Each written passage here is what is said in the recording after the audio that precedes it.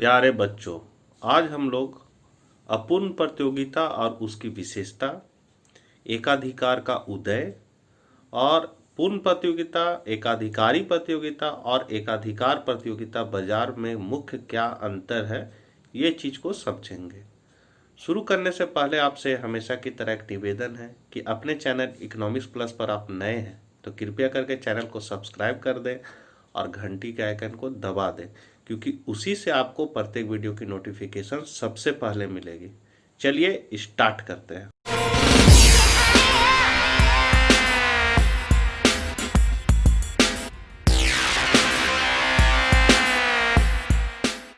अपूर्ण प्रतियोगिता किसे कहते हैं, इसकी विशेषता की व्याख्या करें। एकाधिकार का उदय कैसे होता है। अपूर्ण प्रतियोगिता, एकाधिकारी प्रतियोगिता तथा एकाधिकार बाजार में अंतर को समझेंगे।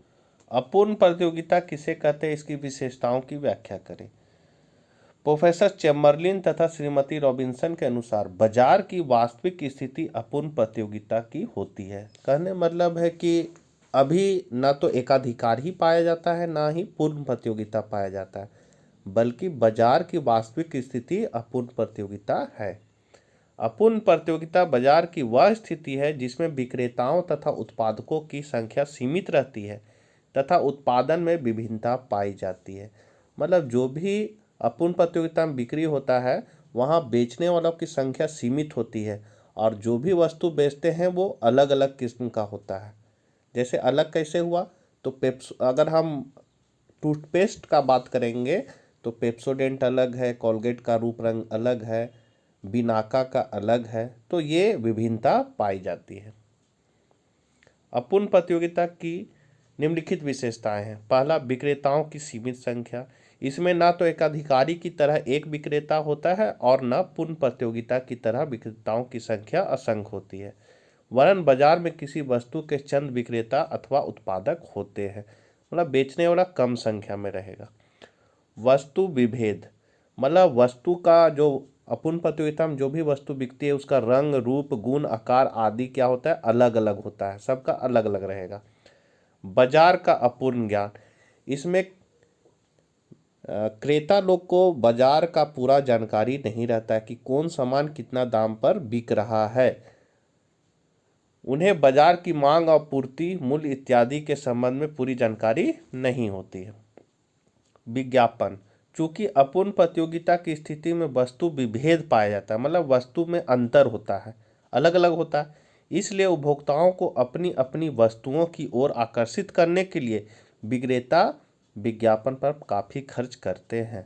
मतलब विज्ञापन टीवी में बार बार प्रचार दिखाया, जगह जगह बैनर पोस्टर सटता है और क्या करता है, आपको गिफ्ट देके लुभाता है कि बड़ा थम्सअप का बोतल खरीदिएगा तो उसके साथ एक कुरकुरे फ्री। मूल्य में अंतर, वस्तु विभिन्नता, विज्ञापन पर खर्च एवं विभिन्न ढुलाई व्यय के कारण अपूर्ण प्रतियोगिता में विभिन्न विक्रेताओं की वस्तुओं में मूल्यों में विभिन्नता पाई जाती है। मतलब दाम अलग अलग रहेगा। जैसे कोलगेट का दाम मान लीजिए 40 रुपया, तो पेप्सोडेंट का 50 रुपया होगा। काम दोनों का एक ही है, लेकिन क्या होगा, मूल्य में अंतर पाया जाता है। स्वतंत्र प्रवेश एवं बहिर्गमन, अपूर्ण प्रतियोगिता के अंतर्गत उद्योग में नए उत्पादकों को प्रवेश करने एवं पुराने उत्पादकों को उद्योग छोड़कर बाहर जाने की पूरी स्वतंत्रता रहती है। मतलब उद्योग के अंतर्गत ही छोटे छोटे फर्म काम करते हैं, तो फर्मों के समूह को हम लोग उद्योग कहते हैं। तो उद्योग में कोई भी फर्म प्रवेश करके अपना बिजनेस कर सकता है और घाटा होने पर उससे निकल भी सकता है। अगला क्वेश्चन, ये इम्पोर्टेंट क्वेश्चन है। इसके पहले जो पढ़ाए हैं इन साल के लिए इम्पोर्टेंट नहीं है, 2020 के लिए। जो 2021 में इन लोग का एग्ज़ाम होगा उसके लिए पहला जो अभी क्वेश्चन बताए अपूर्ण प्रतियोगिता, वो ज़्यादा इम्पोर्टेंट नहीं है, लेकिन उसके बाद इम्पोर्टेंट हो सकता है क्योंकि इस बार सिलेबस छोटा कर दिया गया है ना, तो इसीलिए ये ज़्यादा इम्पोर्टेंट नहीं। लेकिन एकाधिकार का उदय कैसे होता है ये इम्पोर्टेंट है। तो एकाधिकार बाजार का उदय निम्नलिखित कारण से हो सकता है। सरकार द्वारा लाइसेंस देना या नियंत्रण करना। सरकार किसी विशेष वस्तु के उत्पादन के लिए केवल एक उत्पादक को लाइसेंस दे सकती है, इसके फलस्वरूप एकाधिकार का उदय होता है। जैसे भारतीय रेल, मतलब एकाधिकार क्या क्या मतलब हुआ क्या, कि एक का अधिकार, बेचने वाला एक, खरीदने वाले बहुत, तो वहाँ एक का अधिकार। तो ये एकाधिकार का उदय कैसे होता है, इसी पर हम लोग चर्चा कर रहे हैं। तो सरकार द्वारा लाइसेंस देना या नियंत्रण करना, इससे भी एकाधिकार। जैसे आपका उदाहरण है भारतीय रेल। पेटेंट अधिकार, वस्तु के आकार, डिजाइन अथवा अन्य विशेषताओं के संबंध में एकाधिकार का अधिकार प्राप्त करना। इसके प्रयोग का अधिकार केवल नवप्रवर्तकों को ही होता है। नवप्रवर्तक मतलब होता है जो नया नया चीज करते रहते हैं, नया नया चीज बाजार में लाते रहते हैं, वो हुआ नवप्रवर्तन। व्यापार गुट, प्रतियोगी फर्म मोटे तौर पर कीमत तथा उत्पादन नीति संबंधी एक समझौता कर लेती है, जिससे उनमें आपस में प्रतियोगिता नहीं होती और एक प्रकार की संयुक्त एकाधिकारी बाजार संरचना का उदय होता है। प्राकृतिक घटना, मतलब ये सब कारण है एकाधिकार के उदय के। तो प्राकृतिक घटना, किसी द्वीप में पानी का केवल एक ही व्यक्ति के नियंत्रण में है और जिसके पानी की कीमत पर भी उसका बिना किसी स्पर्धा माने प्रतियोगिता के पूरा नियंत्रण है। अगला क्वेश्चन, पूर्ण प्रतियोगिता, एकाधिकारी प्रतियोगिता तथा एकाधिकार बाजार में अंतर स्पष्ट करें। तो अंतर का आधार, ये हेडलाइन है। तो अंतर का आधार पूर्ण प्रतियोगिता, एकाधिकारी प्रतियोगिता और एकाधिकार। एकाधिकारी हो गया मतलब मोनोपोलिस्टिक, और ये हुआ एकाधिकार मोनोपोली।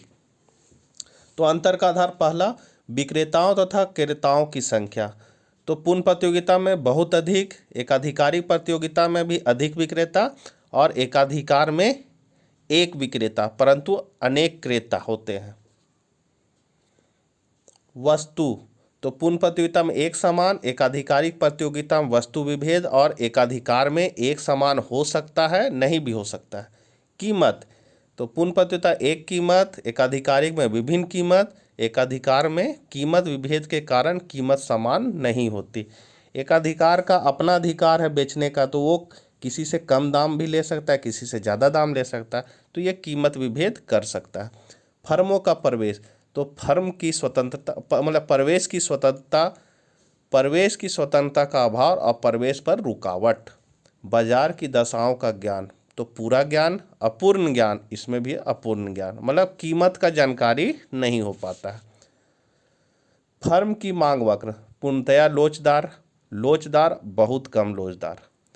फर्म की मांग वक्र का ढलान, पड़ी हुई सरल रेखा, नीचे की ओर झुकी हुई अधिक लोचदार और नीचे की ओर झुकी हुई कम लोचदार। विक्रय लागत, तो पूर्ण प्रतियोगिता में नहीं होता है, एकाधिकारी में अधिक होता है और एकाधिकार में बहुत कम होता है। कीमत नियंत्रण, कीमत पर कोई नियंत्रण नहीं होता, आंशिक नियंत्रण होता है और एकाधिकार में पूर्ण नियंत्रण होता है। बच्चों, समझने में जरा भी दिक्कत हो तो कमेंट बॉक्स में जरूर लिखें।